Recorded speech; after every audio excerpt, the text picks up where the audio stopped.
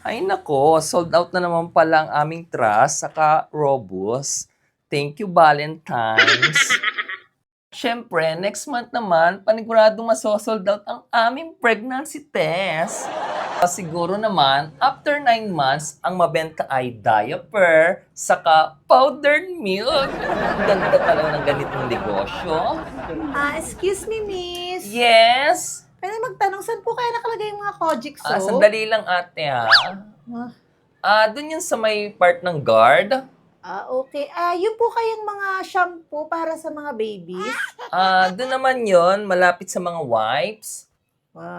Alas na ate. Saan po kaya nakalagay yung mga deodorant?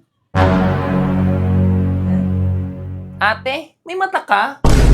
Ate, ang liit lang ng store namin. Hindi mo sila makita? Aba, miss, kanina ako magtatanong.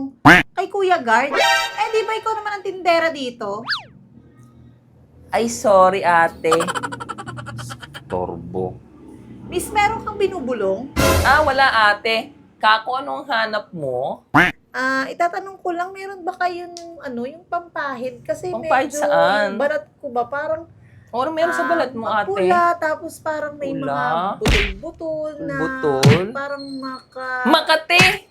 Oo. Huli! Bone yan, girl! Ay, ate, huwag ka naman masyadong maingay. Nakakahiya naman sa mga ibang Ate, ligo-ligo din kasi naman. Hey, Pero huwag ka mag-alala, ate.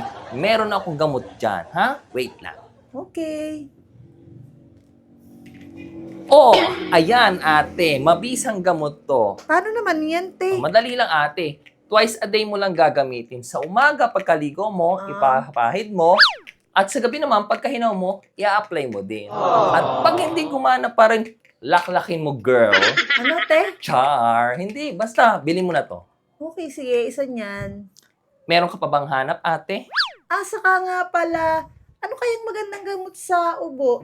Medyo inuubo kasi ako ngayon eh. Ay, tamang-tama sa panahon kasi ngayon, nainit, naulan, parang medyo makatinga rin ang lalamunan ko. Sige, te, ano kayang magandang gamot? Pero huwag kang mag-alala, meron kaming mabisang gamot dito sa aming butika. Wait, okay?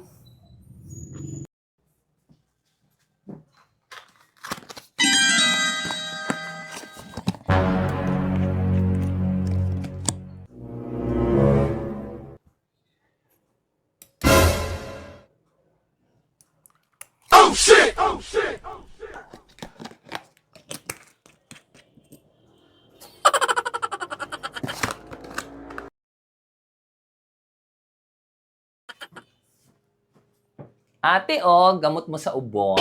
Ay, ate, bakit ganyan yan? Bakit parang bukas na? Ay, sorry ate, baka packaging lang, nagka-problema sa factory. Ano? Eto ate. Ay, bakit ganito, ate? Bawas na bawas na. Binawasan mo to, no? Ate, sorry. Medyo makati kasi yung lalamunan ko. Isang kutsara lang naman. Pwede ba yun? Ay, naku, hindi ako papayag niyan. Tawagin ng manager mo. Ate, wag ate. Huwag, binabawasan wag. niyo yung gamot. Tawagin ng manager mo, te. Wag ate, wag.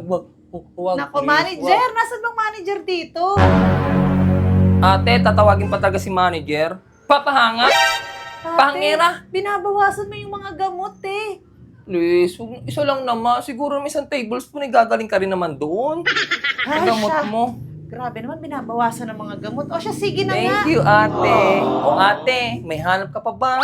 Ay, siya nga pala, te. Gusto ko sana ng meron ba kayong Ano yun? supplement na yung nakakaglow, nakakaganda? Yung kakakinis ng nakakakinis balat. ng putis. Parang tulad ko. Wow. Sige, ire-recommend ko sa yung ginamit ko na forever young. Wait lang, ate, ha? Parang di effective yun, Ate, may binubulong. Wala. Ano ba yan? So, eto, Nicotion, ate. Try mo to, ate. Maganda ba yan? Yes, tingnan mo naman, effective na effective. So, paano ba yan gamitin? Yan ang evidence, ate, yan. Paano ba ito gamitin, te? So, one time sa day lang yan, ate. Baka Laklak naman lang. Baka marami itong mga side effects. Di naman. Okay ba to? At saka kailan kaya ang expiration na to? Pwede ba itong gamitin everyday? And talaga bang effective to, te? Ate, napanood mo na ba yung commercial? Anong commercial? Ate, ang sabi sa commercial, huwag mahihiyang magtanong. Pero hindi nabanggit dun sa commercial na huwag kang tanong ng tanong. Ate, basahin mo na lang. Nakalagay naman dyan, di ba? Ay, ganun. Sorry naman. Ate, ang haba na ng pila. Ikaw lang customer. Naku, sorry ate. O sige, magkano ba to? Add na to. Bayaran mo na yan. And shoutout sa'yo, sis Raisa Jane Paglikawan.